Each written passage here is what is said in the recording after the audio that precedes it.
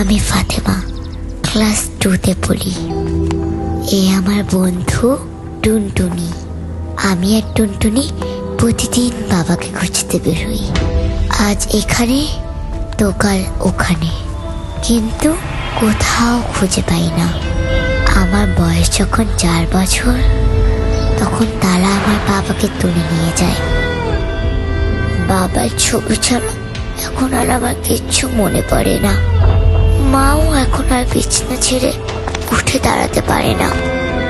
তাই সবকিছু তোকে আর আমাকেই করতে হবে। এখন তো আর আমরা একা বেরোতে ভয় পাই না, তাই না?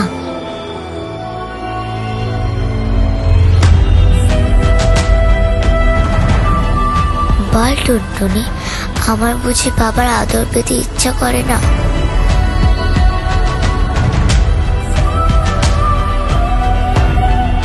বাবার সাথে খেলতে, বাবাকে একটু ছুঁয়ে দেখতে আমার ইচ্ছা করে না?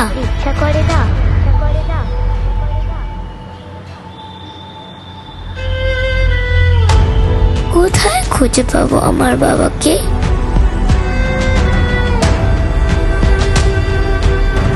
দেশটার ভীষণ অসুখ, তুই চিন্তা করিস না। মা বলেছে আমাদের জন্য এমন একটা দেশ হবে, যে দেশে কেউ আর আমার মতো বাবা হারা হবে না।